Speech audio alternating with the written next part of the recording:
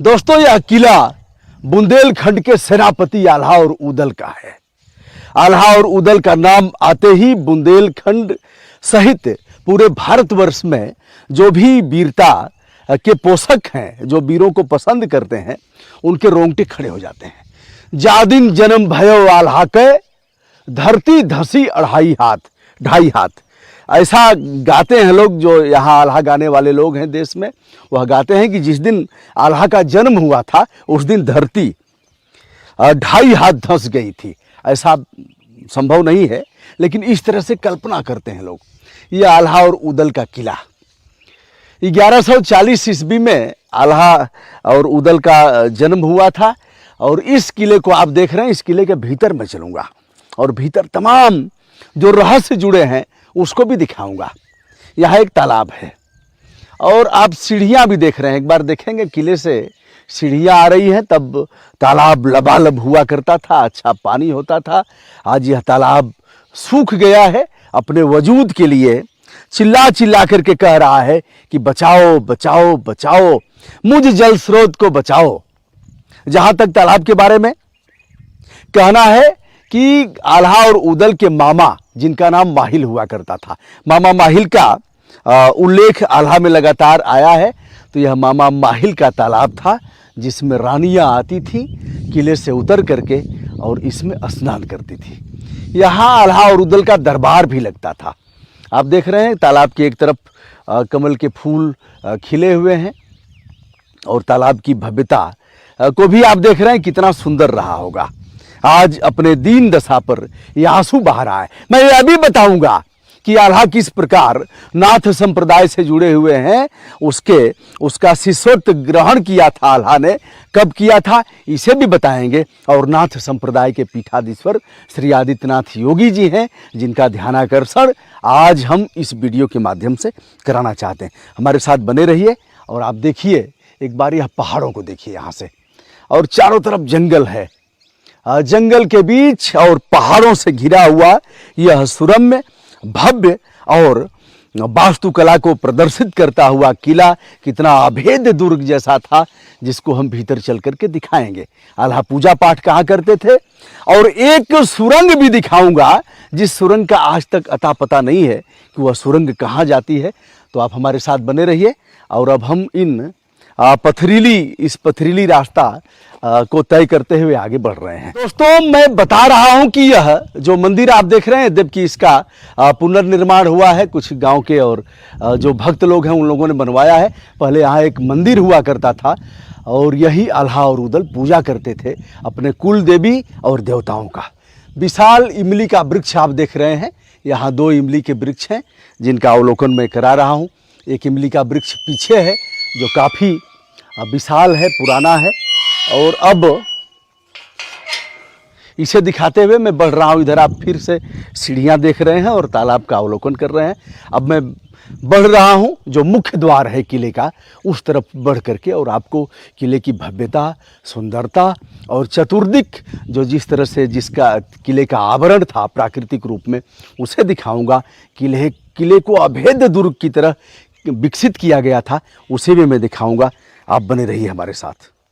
तो दोस्तों, यह विशाल गेट है, जिसमें आप देख रहे हैं यह प्रवेश द्वार है, लाखौरी ईंटों से बना हुआ है। और इसके भीतर हम प्रवेश करते हैं। बताते चलें, महोबा, बुंदेलखंड का जनपद महोबा, जो एक तरह से मध्य में स्थित है बुंदेलखंड के, वहाँ से लगभग 19-20 किलोमीटर की दूरी तय करके हम आ गए हैं आल्हा और उदल के किले पर। यह आप देख रहे हैं पुराना किला और इसका गेट है। गेट के भीतर मैं प्रवेश करता हूँ और दिखाता हूँ दोनों तरफ। यह देख रहे हैं आप, और यह गेट है। यह इसका भीतर हमने प्रवेश किया, और प्रवेश करते ही पहले मैं दिखाता हूँ कि घोड़े कहाँ बांधे जाते थे। आल्हा और उदल का अस्तबल इधर आप ताखे देख रहे हैं, और यह मजबूत अभेद्य दीवाल जिसे आप देख रहे हैं, उस तरफ अस्तबल है। 1 2 3 4 5 6 7 8 9 10 11 12 ऐसे, और इधर भी अस्तबल था। तो कुल मिलाकर के दर्जनों घोड़े ही निहनाते थे यहाँ। किसी पर मामा माहिल चलते थे, किसी पर आल्हा चलते थे, किसी पर उदल चलते थे, किसी पर डेभा तिवारी चलते थे। जो लोग आला के शौकीन होंगे और थोड़ा बहुत इसमें अभिरुचि लेते होंगे वह इसे ठीक से जान पाएंगे। इधर कुछ देखिए, यह चट्टानें खिसक गई हैं, जो इसका मंदिर के निर्माण का कुछ भूभाग था, टूट टूट करके गिर गया है। और अब हम आगे बढ़ते हुए चल रहे हैं, हमारे साथ आप बने रहिए और देखिए इसकी भव्यता। काश अगर सरकारों ने इस पर ध्यान दिया होता तो, और इसे पुरातत्व विभाग अपने अंडर में लेता तो यह दीन दशा इस किले की नहीं होती। बुंदेलखंड के लोग आल्हा को मानते हैं अपना भगवान। अब मैं सीढ़ियां चढ़ूंगा और दिखाता हूं आपको।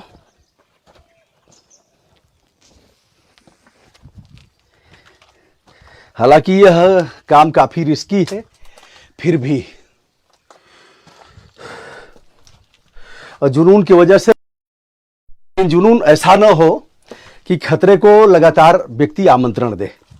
बचाव करते हुए हम आगे बढ़ रहे हैं।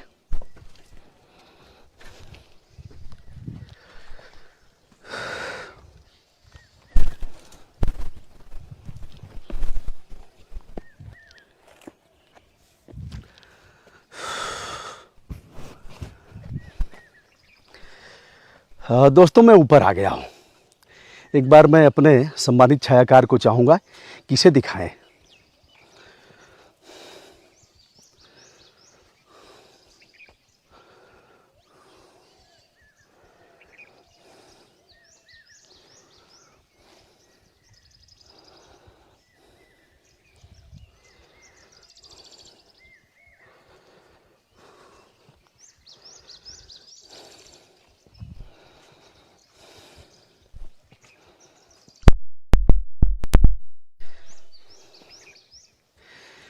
जिस सुरंग का उल्लेख मैं कर रहा था दोस्तों, उस सुरंग को आप इस पहाड़ में देख सकते हैं।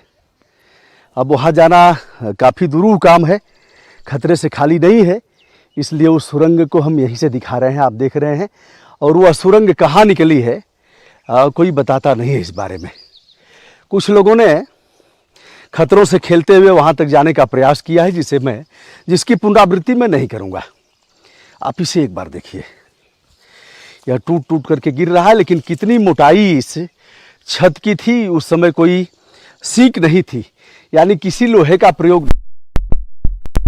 कितनी मोटी इसकी दीवारें हैं, और इसको जो टूट टूट करके गिरते हुए आप देख रहे हैं, तो आप समझ सकते हैं कि उस तरफ भी आप देखेंगे पूरा टूट करके गिर गया है, यहाँ भी टूट करके गिरा है, और आगे जाना आप ठीक नहीं है। तो वह उधर दरवाज़ा है, गेट है, उसको भी आप देख रहे हैं। और यह जिस मजबूती के साथ बना था 1140वीं ईस्वी में, वह आज भी यहाँ खंडहर के रूप में विद्यमान है। तो यह है आल्हा का। एक बार इधर हम दिखाते हैं आपको, और भी हम कुछ रहस्यमयी चीज़ें आपको दिखाएंगे। इस तरफ आपने देख ही लिया है, यह मामा माहिल का तालाब जिसमें कमल खिले हुए हैं, और यह इनका एक तरफ का जो गिर गया है, ध्वस्त हो गया है। आगे और जाने पर संभव है यह नीचे जाए, तो ऐसा रिस्क हम लेने वाले नहीं हैं। और इस पहाड़ की भव्यता के बारे में हम बता दें कि यह पहाड़ भी पहले ऐसा नहीं था, और भी विशालकाय था, लेकिन टूट टूट करके गिर गया है। तोड़ा भी है यहाँ पहाड़ माफियाओं की बहुत विचित्र स्थिति है, जिसमें एक एसपी फरार है, 1 लाख रुपए का इनाम रखा गया है। इधर पलाश है, उधर आप देख रहे हैं कि एक पीपल का वृक्ष है, और यह चारों तरफ से पर्यावरण से आच्छादित यह क्षेत्र, और चतुर्दिक पहाड़ है, एक तरफ तालाब है। यानी जो भी शत्रु आएगा तो तालाब से तैर करके उसको गहरे पानी से घुस करके आना पड़ेगा, तो इनके सैनिक उसे मार गिराएंगे। इधर पहाड़, उधर पहाड़, उधर पहाड़, और बीच में वह अभेद्य दुर्ग। एक और दीवार पर हम चलते हैं और उसको भी दिखाते हैं, और वहाँ से किस तरह से सीढ़ियाँ हैं, सुरंग जैसा है वहाँ।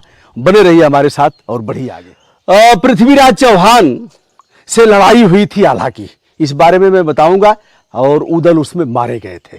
दोस्तों, उसके पहले बता दें कि आल्हा को लोग यादव वंश के लोग अपना पूर्वज मानते हैं, चंदेल वंश के लोग अपना पूर्वज मानते हैं, राजपूत अपना पूर्वज मानते हैं, और भी कई जातियों के लोग आल्हा को अपना पूर्वज मानते हैं।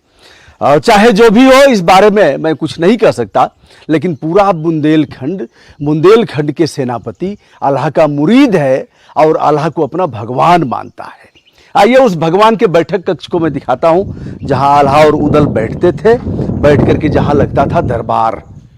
यह आप देख रहे हैं बैठक कक्ष, और यह इसके पोल आप देख रहे हैं, खंभे देख रहे हैं। यह मजबूत, कभी अभेद्य तरीके से बनाया गया था।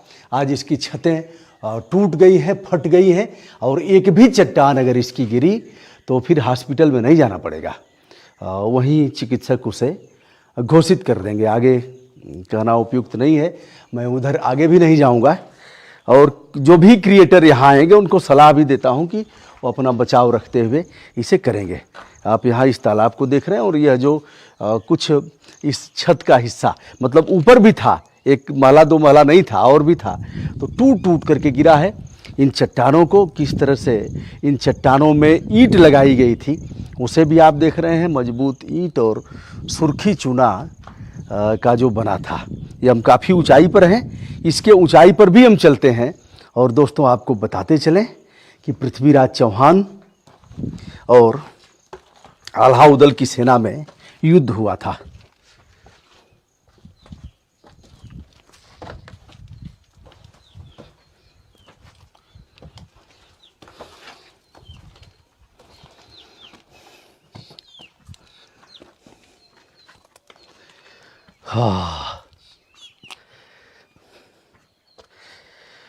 हाँ, ये देखिए, यह ऊपरी भूभाग जिसका अवलोकन आप कर रहे हैं, यह है। एक बार इसे दिखा दीजिए।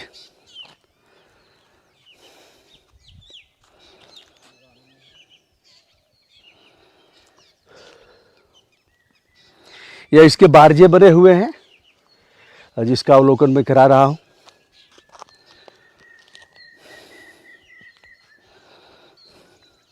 और यह इसकी दीवाल, मोटी दीवाल, जिस पर चढ़कर मैं आगे बढ़ रहा हूं।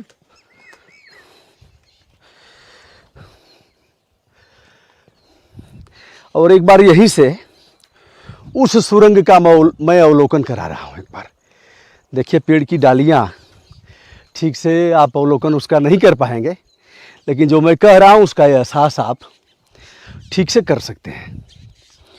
तो गईल जवनिया बाबू फिर ना ही लौटी, कितनो दूध मलीदारे खाए। आल्हा में ऐसे गाते हैं लोग। अब नाथ संप्रदाय से आल्हा कैसे जुड़े हुए हैं, इसके बारे में बताते हुए, जिसके पीठाधीश्वर श्री आदित्यनाथ योगी जी हैं। जब दिल्ली सल्तनत के शहंशाह बादशाह पृथ्वीराज चौहान से आल्हा उदल की सेना में युद्ध होता है, महोबा, यह जब युद्ध होता है तो युद्ध में उदल मारे जाते हैं। उदल महाबली थे, आल्हा के छोटे भाई थे। उदल के मरने के बाद आल्हा की स्थिति पागलों जैसी हो जाती है, और जो आगे आता है उसको मारो। आल्हा की तलवार के आगे कोई टिका नहीं। आल्हा ने पूरी सेना का नाश कर दिया। पृथ्वीराज चौहान, एक समय ऐसा आया जब दोनों लड़ाकू, पृथ्वीराज चौहान एक तरफ और एक तरफ आल्हा, अब देखने लायक स्थिति थी कि इसमें मारा कौन जाएगा, क्योंकि दोनों बहादुर थे। उस समय बताते हैं गुरु गोरखनाथ ने हस्तक्षेप करके और पृथ्वीराज चौहान की जान बचाया था, और आल्हा ने पृथ्वीराज चौहान को अभय दान दे दिया। तत्पश्चात आल्हा ने नाथ संप्रदाय का शिष्यत्व ग्रहण किया। तब से वह नाथ संप्रदाय के अनुयायी हो गए, और आल्हा तब से गायब है।